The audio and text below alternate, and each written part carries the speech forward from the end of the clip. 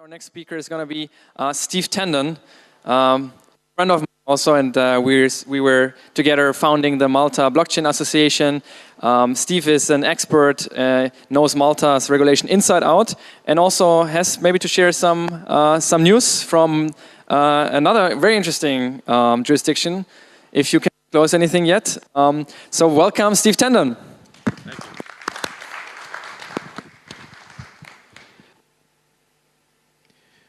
So, just to tell you a bit of how I got myself into this space.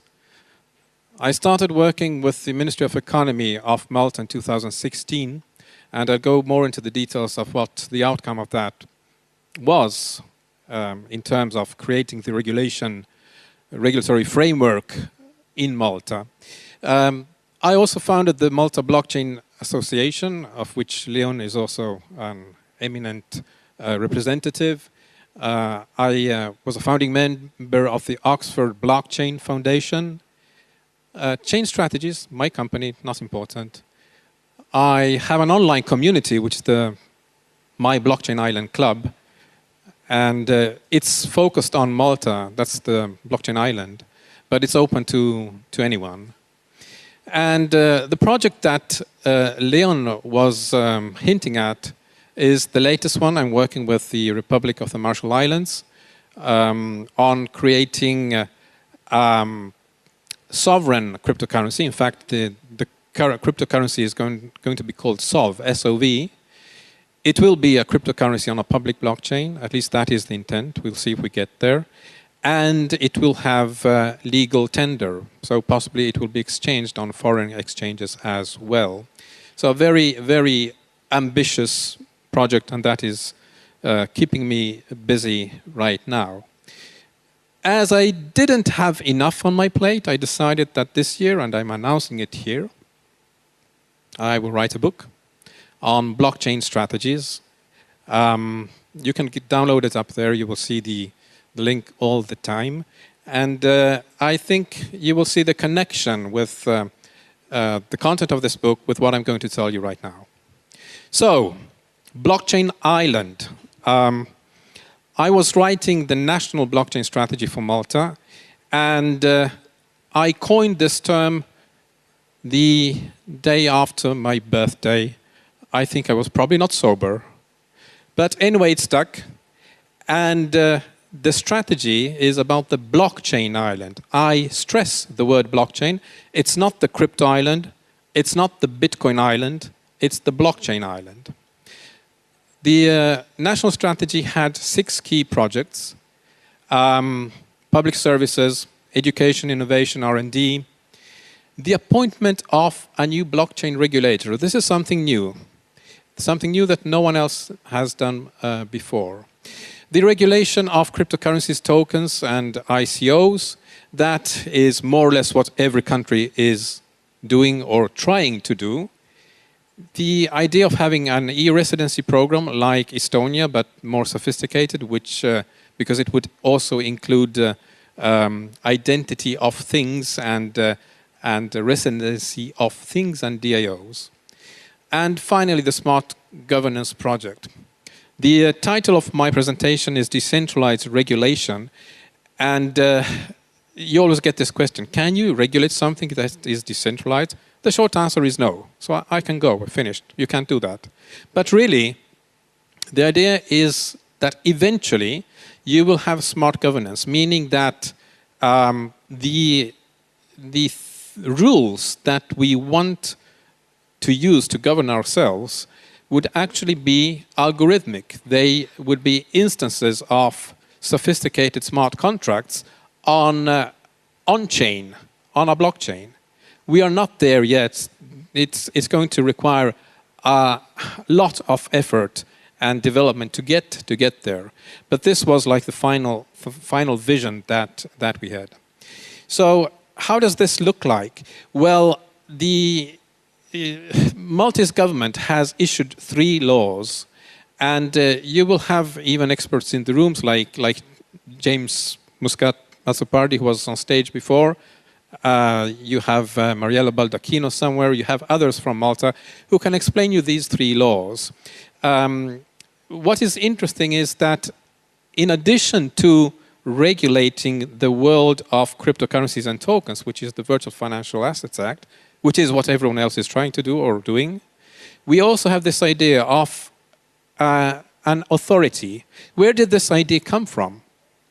The point is that blockchain is a technology more than a financial instrument. The Bitcoin and the tokens are, as we know, an application on top of the blockchain, but the blockchain can affect all and any kind of business. And in particular, it falls over into the domain of different regulators. So the idea was we need someone who is like a tiebreaker. If two or more regulators are fighting for interpretation, which oftentimes are in conflict, we need someone who resolves that. So that was the origin of this regulator. Then the concept evolved, and we came to this point that maybe this regulator could also be used as a certifying body. To certify what? To certify that the technology that's being developed is sane from a point of view of what it will do in society. And in particular, it would certify what we dub the innovative technology arrangements.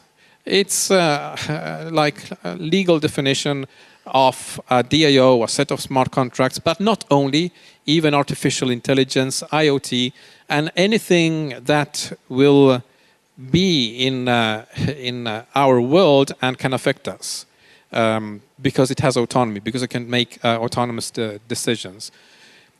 What is interesting is that the first Virtual Financial Assets Act is mandatory regime.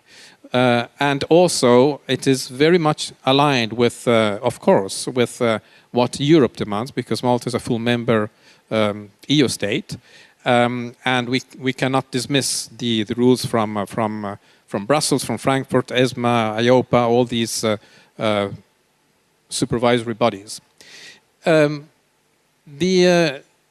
other part, the innovative technology arrangements certification, is voluntary. Why? Is voluntary. And this is where you are being inspired by Satoshi Nakamoto and the notion of mining. What is mining? You provide incentives in order to get certain people, the miners, to behave in a certain way to keep up the network, so that that is beneficial for all and everyone. So the idea here is to provide something of value to who? The designers of technology, so that they design the technology in a way that provides value. And by doing that, we might certify them and give them like a rubber stamp. But all this is really not that interesting. These are 3 laws that have been approved, and as I mentioned, you can ask James, you can ask Mariella, you can ask any lawyer in Malta what they mean, and they will tell you even much better than myself what they mean in practice. What is really interesting is the 4th law. There is a 4th law coming out, which is about providing legal personality to innovative technology arrangements, or DAOs. Now, sorry, going forward. Now, already when this initiative was announced in February 2018, so 1 year ago, the parliamentary secretary for this sector used this wording, that there is the possibility of transacting on and with the technology arrangement without a proper legal person as a counterpart. Certain technology arrangements will be able to register with the Register for Legal Persons in Malta and acquire legal personality upon satisfaction of a number of requirements. This was the only paragraph in some 30 pages where this was like hinted at. And the most important point of this is the last element, that these things need to satisfy a number of requirements. But these things need to be coded, they need to be designed, they need to be engineered. Therefore, the designers, the coders, the engineers need to provide certain things in the technology. I'm always going the wrong direction. Let's see. there. The key question is, from a legal perspective, if something goes bad, who do we sue? We all know about the Bitcoin and Satoshi Nakamoto. He's anonymous, so good luck with trying to find him. If the Bitcoin doesn't work, well, you lose your money. But let's look at Ethereum. Ethereum has been designed, and it's well known by Vitalik Buterin and, of course, a number of other people, but he's the most prominent creator. And if something goes really bad with Ethereum, why shouldn't we go after him? That's absolutely logic. We have situations which are mind-boggling, because when the DAO hack happened, certain pronunciations from the SEC seemed to imply that the people who had bought the token and who had the voting governance right on what that creation, that DAO was doing, were actually responsible for the hack that had happened. So if I had invested into this DAO and then my funds were stolen, I was supposed to be responsible. And that's really a perverse logic. So we need to do something about this, and we need to just realize that the outcomes of this code can go beyond the intention and the actions of who actually designed it. And this is a powerful notion. So why legal personality? I maybe invite you to read the paper I wrote about this. You find it down here. You will have the slides online afterwards, so if you don't see it, don't worry. We'll give you the links. But I found like a dozen reasons why, and these should be used by the regulators, the legislators, to reflect on where the technology is going. Now, we always hear this notion that legislation should be technology neutral.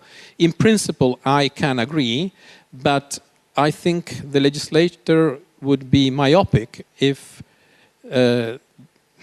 these elements of the technology are not taken into account. We already saw the case of Satoshi, who's anonymous. The designer is anonymous. But if something goes bad with the technology and we can't get to someone responsible, why don't make the technology itself responsible somehow? We'll get into the how later. But isn't that a sensible idea? And this idea of finding someone who's responsible, it's the so-called nearest person principle. You will see it invoked over and over again. In the States, we have this lawyer, Angela Walk, I think her name is. We've had people from the SEC. In Europe, we have some people who want to look at the designers as fiduciaries, so they are responsible. But this notion just falls on itself. Why? Because what you put on a blockchain gains the features of a blockchain. It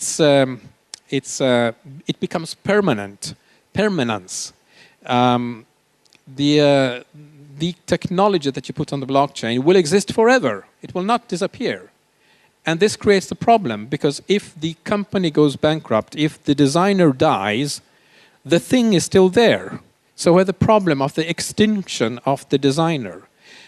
What do we do if, even in the case of Ethereum, something really bad happens and Vitalik is no longer here with us? There is no one to catch. So why not make the DAO, the technology, have possibility of being sued? There are many other reasons why this is important. But I also, for the legislator, I'd like to highlight the evolving of legislation. We have already a case with the GDPR, which is almost an example of this. If we have a DAO who encodes certain behaviors which today are deemed proper and legal, but tomorrow, because things evolve, the legislator decides to change the rules, it can happen, and changes the rules in such a way that the behavior of that thing is no longer legal, that new law will be ineffective. Why? Because that thing is still in existence with the old behavior. So potentially, this technology can prevent the law from evolving, which is not something that we want. We also have the case of forking. We know that in the world of open source, and even more so in the world of cryptocurrencies, forks happen all the time. And typically when a fork happens, there is new behavior. The thing behaves differently. It has different kinds of responsibilities. And we want to be able to continue to do this because forking is actually very positive. It is what has fueled the development of open source software in the last 30 years or even more. And if we cannot support that kind of dynamic evolution because the laws are like closing or too tight, then we are preventing innovation. So providing legal personality resolves this because one branch, the original branch, can have one legal personality. The new one that has new features, new attributes, new behaviors can be protected, so to say, by a new legal person, by a new legal personality. There are other reasons. You can read up on them. But I want to go a bit more into the how can we do this in practice. Well, the idea here is that legal personality, and please note, this is not about dehumanizing ourselves. We're not trying to create something that is replacing us.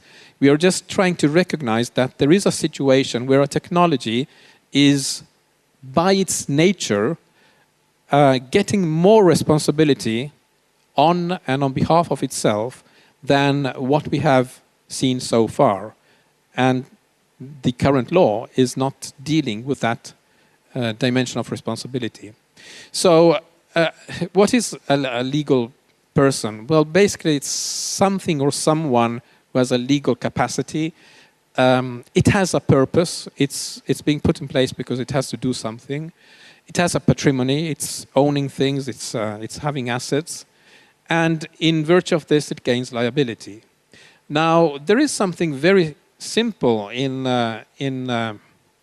current laws, and in particular in Malta, which is the Purpose Foundation, where the Purpose Foundation is covering a so-called universality of things. It has stuff, it owns things, but there is no owner behind.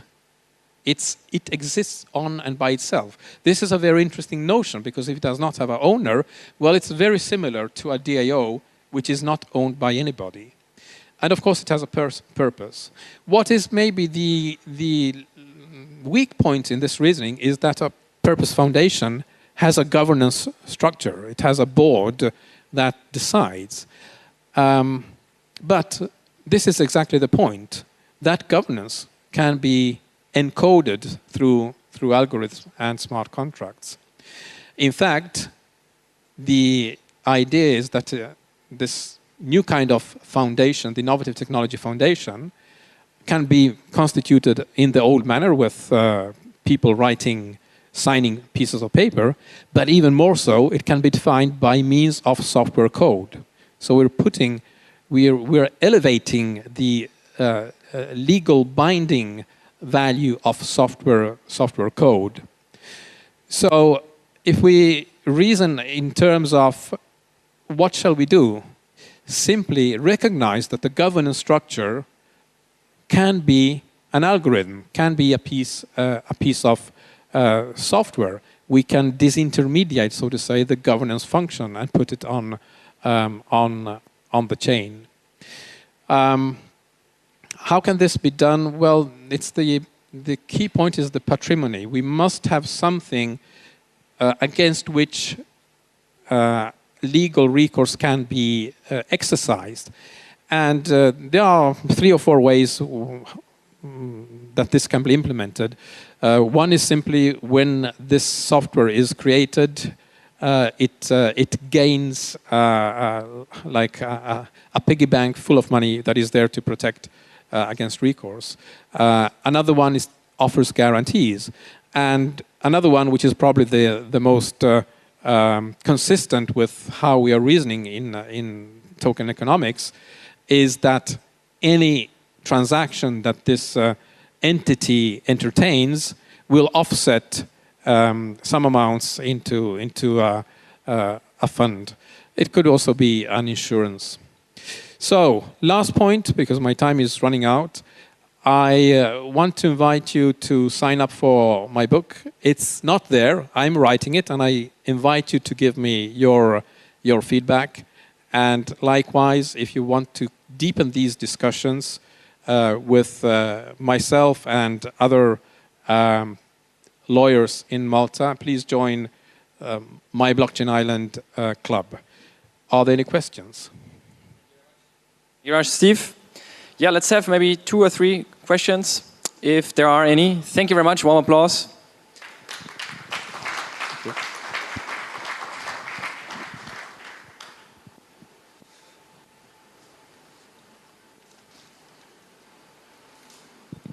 Thank you. I would like to ask you, why would you like to regulate a software code that was running successfully for the last 10 years without stopping, without failure? Excellent question. Now, the Bitcoin we all know is perfect. So it has no bugs, and it has been running for that many years. But we're not talking about the Bitcoin code. We are talking about something which is more sophisticated. DAOs, which today I see as extremely primitive creatures, software artifacts, but which will evolve, will incorporate much more sophisticated logic. And please note one thing, that these laws talk about innovative technology arrangements, which also include AI, artificial intelligence. So I can imagine a situation where this thing is permanent because it's on the blockchain, but it's also employing AI, so it can make decisions in ways that we cannot foresee. And therefore, we need to invoke, for instance, the 3 laws of robotics or anything similar, where we basically protect ourselves against the potentially harmful behavior of these elements. So this is not designed for the current state of Bitcoin. And besides, we don't know if Bitcoin will always be flawless in the future. Hypothetically, yes. But this is designed for what we see coming in an ever-increasing situation of complexity, with not only autonomous software, which is maybe what everyone thinks of when we hear about artificial intelligence and DAOs, which have the decentralized autonomous organization, but even more so self-sufficient entities. What do you mean by self-sufficient? Well, a DAO who is providing services and is charging for those services, of course, has an economic existence. And as long as that benefit is being paid for, it can exist way beyond the existence of its designers, coders, or company that created them. So in this sense, we need to protect ourselves. That is the intention. Go ahead. Hello. Okay. It's a legal question. So as crypto gets more popular, payments, how will the US, how will they handle that as a threat, or will they come up with their own form of governmental crypto payment system? As crypto becomes more popular? Payments. Sorry? Crypto payments. Sorry, I didn't get it. Payments. All right. Well, I don't have a crystal sphere, so I wouldn't know how to frame that in a future tense. But I think that the regulators are not seeing what is coming, and in particular with the development of DAOs, who I just mentioned will be self-sufficient, but also IoT, things which you can hail and get their services without any intermediary. and IoT in the sense of how things interact between themselves as well. So machine-to-machine service provision, consumption, and payment. We will have an explosion of payments, which today the regulator is not really aware of. And the explosion will be both in terms of volume and in terms of kinds of tokens. I don't think that my smart car will pay the smart charger with dollars if there is something more efficient, or even the microtransactions that might happen at such a tiny fraction of value that the current banking systems and payment networks, the Visas and MasterCards, will just deem that is a non-profitable transaction. So they would not be willing to serve that kind of payments because it's not economically interesting for them.